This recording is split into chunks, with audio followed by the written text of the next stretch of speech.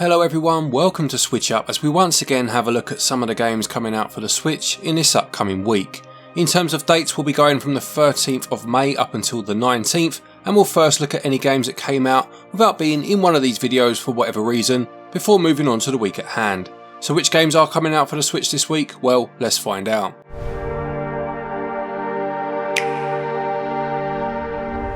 Let's start with a few games already out then, and the first is TT Isle of Man Ride on the Edge 3.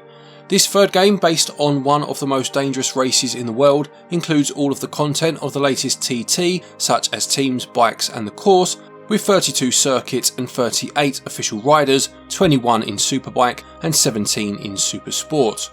This newest iteration also includes an open world that can be used to freely ride around the roads of the Isle of Man to find the game modes and a range of challenges.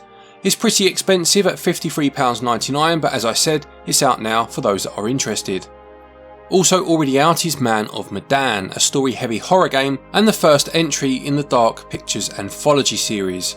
It comes from the developers behind Until Dawn and sees you leading a group of friends after they find themselves on an abandoned ghost ship, and every decision you make will have consequences, potentially leading to the death of any or all of your characters if you're not careful. We've reviewed this game. If you want the full story, I'll put a card up in the top right hand corner, but it is priced pretty well to be fair, considering some of the prices Switch owners have to contend with for these older ports. You then have Tiny Dragon Story, a 1-bit adventure game where you play as a dragon attempting to track down a wizard who has stolen his belongings.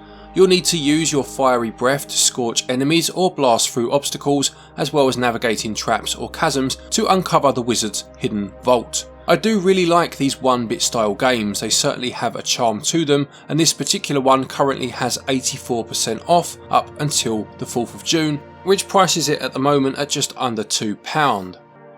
And the last for those already out is For a Vast Future, which calls itself a classic RPG where you must stop Doomsday from happening. As you can see from the trailer, it uses a Game Boy aesthetic and you can change the colour palette a bit like you could on the Super Game Boy for the Super Nintendo back in the day, and I have to say I think this one looks fantastic. It's turn-based combat and also includes a crafting system, and I just love seeing that dystopian style setting portrayed in a Game Boy style. This one costs £13.49 or your regional equivalent. Let's move on to the games coming out this week, and the first is Truck Climb Racing. This is a physics-based game where you must overcome adverse conditions in order to deliver your cargo without damaging it. There are a number of upgrades that you can unlock as you play, such as a cargo fixer to keep your trailer secure, or things such as improving the suspension or tyres to assist you with the challenges. This one is out on the 13th and costs £8.99, and I would usually say or your regional equivalent, but there is absolutely no balance here in terms of the pricing, because I've just noticed in North American regions it costs just 95 cents. That is absolutely ludicrous. I don't know what they were thinking with that price discrepancy. It's pretty disgraceful, to be perfectly honest with you. Almost makes me want to take the game out of the video just for the cheek of it, but I think I'll leave it in just to highlight the absolute joke of that pricing. Then we have Trinity Trigger, which is a JRPG inspired by the classics of the genre. Now this actually released in North America a few weeks back and is soon to be available in other regions, and it's an action RPG which attempts to combine the look and feel of iconic RPGs of the 90s with a modern emphasis on fast-paced, customizable combat as you play as a young and burdened warrior of chaos on a course to battle the warrior of order. You'll be solving puzzles and defeating monsters alone or with friends in local co-op, exploring biomes and making use of the weapon wheel in battle to switch between 8 different weapon types on the fly. We have actually reviewed this one after its North American release, so again, I'll put a card in the corner if you want the full details. Ever vigilant. Relax. We can handle whatever comes our way.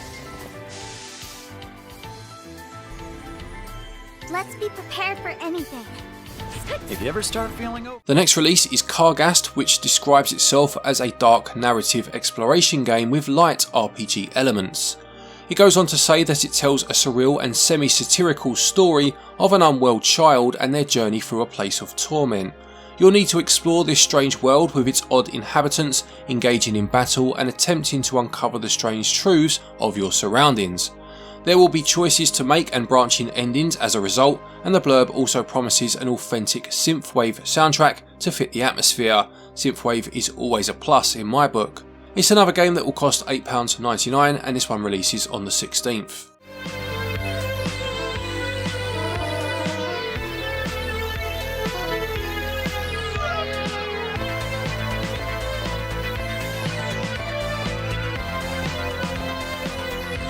Next is World Championship Boxing Manager 2, which is a sequel to a 1991 release and promises to capture the essence of that original and expand upon it.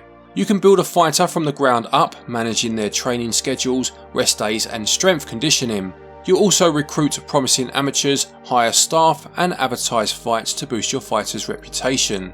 It goes on to say that there is a story mode with visual novel-like depth in its storytelling, and that its interface is streamlined to keep things accessible. It appears to have some real life boxers included. I saw Rocky Marciano and Sugar Ray Robinson in the trailer, and it promises to appeal to boxing novices and hardcore fans. Now I do love sports management games, but felt a little underwhelmed watching the trailer for this one. The training looks pretty basic and I would hope it at least has different weight divisions and belts to aim for, but I get the feeling that perhaps it's more story based than being as in depth as that. It's relatively cheap though at £12.79 or your regional equivalent, and we'll find out exactly how it plays next week when it releases on the 17th. You mean I've got a championship fight? A shot at the title? You sure do, kid. There's only one way this can end. Come on, Susie Q. How's that belt feel, champ? Following on from that is No One Lives Under the Lighthouse. This is a slow burn first person horror game which released on Steam back in 2020 and comes to the Switch with some updated features, although these aren't explicitly explained on the eShop. The previous lighthouse keeper has gone missing without a trace, and you are now tasked with keeping the lighthouse lit every night. You need to keep your sanity from slipping and not giving to hallucinations on this desolate rock in the middle of the ocean. I really like the sound of this. I love slow burn horror, provided it keeps you feeling uneasy as you wait for something to happen. I also really like the 32-bit style visuals, so this one is on my wishlist when it releases on the 18th.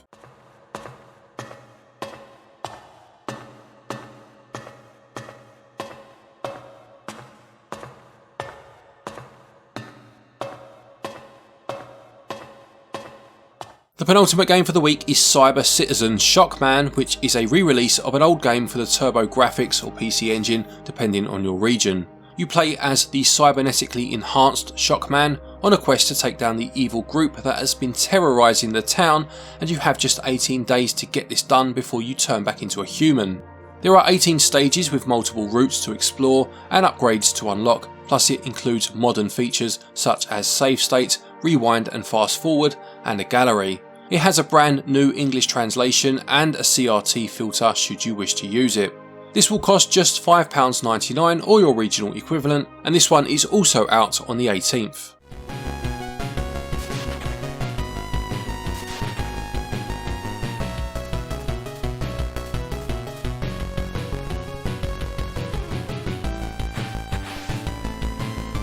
And finally for the week we have LEGO 2K Drive, an open world LEGO driving adventure. Your vehicle will transform as you explore, allowing you to speed seamlessly across racetracks, off-road terrain and water, and there is a story mode as well as single race or cup tournaments to attempt, and you can build cars brick by brick as you play. Now, being a big LEGO fan, I love the sound of this and used to really enjoy LEGO Racers back on the N64. I remember the box had a lift up flap to replicate the classic boxes LEGO used to use for their biggest sets, but I just hope this one has enough game included as standard in this standard edition and isn't full of in-game purchases to get new bricks or cars. The fact there are two other versions on the eShop for £90 and £105, which mention a number of season passes, does make me feel very uneasy though.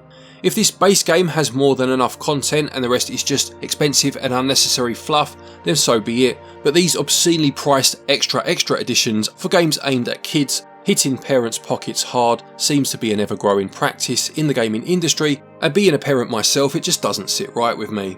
Anyway, sorry, moan over, this standard edition costs £49.99 and it's out on the 19th. What do you say, Hotshot? Are you ready for greatness?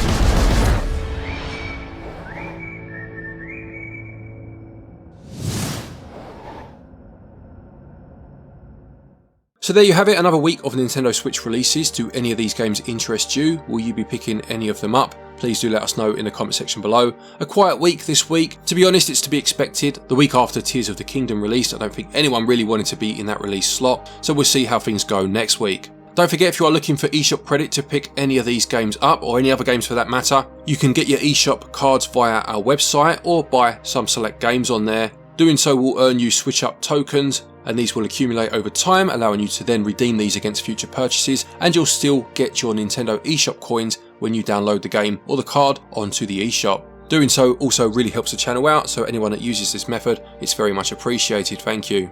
There's also a link down there to Play Asia if you're looking to import any games. Again, use the link down below, use the code stated, and you can get yourself 5% off of your order. A quick thank you to our patrons and our channel members for your continued support, and to each and every one of you for watching our videos. Take care, and until next time, happy gaming.